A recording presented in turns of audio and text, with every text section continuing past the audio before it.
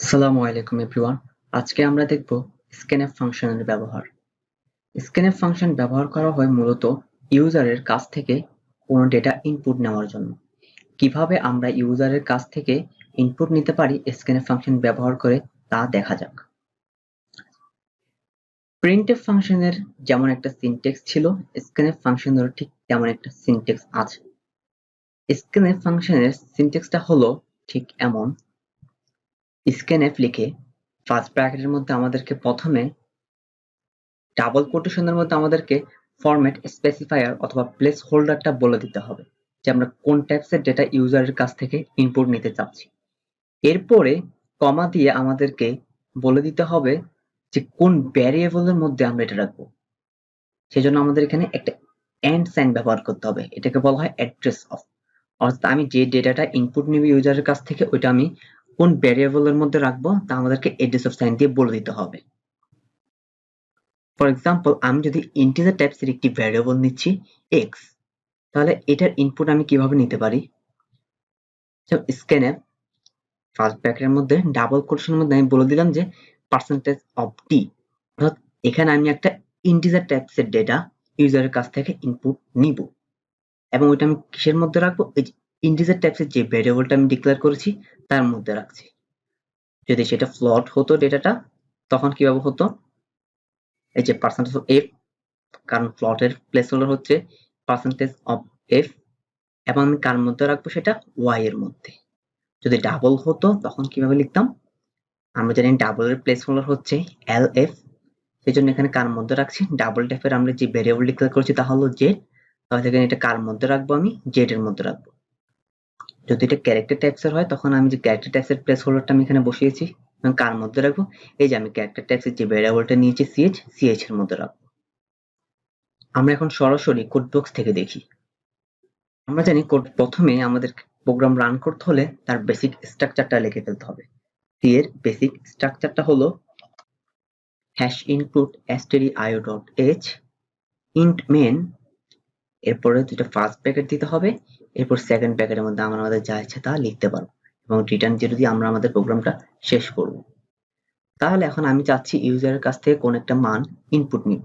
For example, integer x, আমাদের কি লিখতে হবে? তাহলে scanf ডাবল কোটেশন সেমিকোলন শেষ করলাম। আমি কোন টাইপসের ডেটা ইনপুট নিব? ইন্টিজার টাইপসের। তাহলে আমাদের এখানে কি দিতে হবে? প্লেস হোল্ডার ইন্টিজারের পার্সেন্টেজ অফ ডি এবং ডাবল কোটেশন শেষে কমা দিয়ে বলে দিব আমি কার মধ্যে রাখবো। আমি হচ্ছে এখানে রাখতে চাচ্ছি এক্স এর মধ্যে, তাহলে আমাকে অ্যাড্রেস অফ সাইন দিতে হবে অ্যাড্রেস অফ এক্স। এটা করার সাথে সাথে আমাদেরকে আমরা একটা ডেটা ইনপুট দিব, ইনপুটটা আমাদের এক্স এর মধ্যে অ্যাসাইন হয়ে যাবে। এখন সেম ডেটা যদি আমি প্রিন্ট করতে চাই,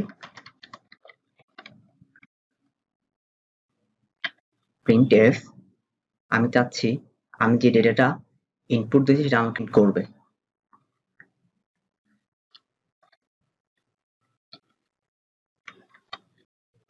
ডেটা ইকুয়াল টু, আমার ডেটা হচ্ছে ইন্টিজার টাইপস, সেজন্য ইন্টিজার ডেটাটা প্রিন্ট করবে, তখন আমাকে কি বসাতে হবে? পার্সেন্টেজ অফ ডি, এবং ডেটাটা কিসের মধ্যে আছে?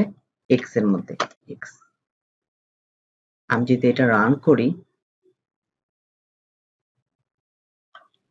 এই যে কম্পাইলার আমার জন্য প্রথমে ওয়েট করছে যে আমি এখানে একটা ইনপুট দিব। সাপোজ আমি 5 দিলাম, 5 দিলাম, আমি এন্টার দিলে আমার কি দেখাচ্ছে? ইউর ডেটা ইকুয়াল টু 5, কারণ আমি এখানে বলে দিয়েছি যে প্রিন্টএফে দেখাবে ইউর ডেটা ইকুয়াল টু, এই যে আমার যে ইন্টিজার দেওয়া নাম্বারটা ওইটা আমাদেরকে দেখাবে।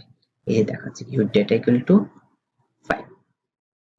সেম কাজটা আমরা ফর ডাবল ক্যারেক্টার সবগুলোর জন্যই করতে পারি চাইলে। যদি আমরা একটা ক্যারেক্টারের জন্য করি, ক্যারেক্টার ch, মানে আমি এদের কাছ থেকে ইনপুট নিব scanf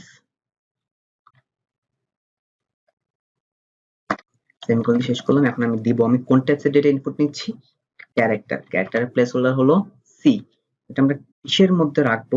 তার অ্যাড্রেসটা হলো এন্ড ch এর মধ্যে রাখবো, কারণ আমি ডিক্লেয়ার করছি ch হচ্ছে আমাদের ক্যারেক্টার টাইপসের ভ্যারিয়েবল। এখন আমি যদি এটা প্রিন্ট করতে চাই, printf, আমি এখানে বলে দিব your data data equal to, যেহেতু আমরা ক্যারেক্টার শো করতে চাচ্ছি তাহলে পার্সেন্টেজ অফ সি দিতে হবে, একটা নিউ লাইন দিই আমি। এরপর আমি এই যে ডেটাটা যে আমরা প্রিন্ট করব পার্সেন্টেজ অফ সি, এটা কিসের মধ্যে রেখেছি আমরা, সিএচ এর মধ্যে, এখানে আমরা বলে দিতে হবে সিএচ। এখন এটা যদি আমরা রান করি, কম্পাইলার আমাদের জন্য ওয়েট করছে। এখন আমি যদি এখানে জে ইনপুট করি, কি দেখানোর কথা, ডেটা ইকুয়াল টু জে। আশা করি সবাই বুঝতে পারছেন। এখন আমরা চাচ্ছি দুইটা ইন্টিজার সংখ্যা আমরা ইনপুট নিব এবং এদের যোগফল প্রিন্ট করব। Suppose int a b। এখন আমি চাচ্ছি ইউজারের কাছ থেকে ডেটাগুলো ইনপুট নিব, তাহলে প্রথমে বলে দিচ্ছি ইনপুট দেওয়ার জন্য আমাদেরকে প্রথমে একটা মেসেজ দিতে চাচ্ছি যে স্ক্রিনে দেখাবে যে গিভ ইউর ডেটা। তাহলে আমি এখানে কি দিব, give data। এই মেসেজটা শো করার পরে আমাদের ইউজার আমাদেরকে ইনপুট দিবে। ইনপুট দিবে কি, scanf ফাংশন ব্যবহার করে ইনপুট গুলো নিব। কোন দুইটা মান আমরা ইনপুট নিব, এই যে a এবং b এর মান আমরা ইনপুট নিব। যেহেতু দুইটা ইন্টিজার, আমাদের প্লেস হোল্ডার কি হবে %d, আর একটা যেহেতু ইন্টিজার ইনপুট নিব তাহলে আবারও %d। এরপর আমাদের কমা দিয়ে বলে দিতে হবে তাদের অ্যাড্রেস। প্রথম %d কে আমরা রাখবো হচ্ছে এর মধ্যে, তাহলে এখানে আমরা অ্যাড্রেসটা বলে দিব a। এরপরে যেহেতু কমা দিয়ে আরো একটা %d আছে, এটার অ্যাড্রেস আমরা রাখতে চাচ্ছি b এর মধ্যে, তাহলে এটার অ্যাড্রেস লাইন দিয়ে বলে দিতে হবে b এর মধ্যে আমি ওকে রাখবো। তাহলে দুইটা মান ইনপুট নেওয়া হয়ে গেল। এখন আমি প্রিন্ট করব ওদের সামটা। আমি চাইলে দুইভাবে করতে পারি, আমি চাইলে এখানে আরেকটি ভ্যারিয়েবল ডিক্লেয়ার করতে পারি সাম নেমে। এখন আমি এই সাম ভ্যারিয়েবলের মধ্যেই ওদের যোগফলটা রেখে দিব a প্লাস b। রাখার পরে এখন আমি প্রিন্ট করব ওদের সাম, printf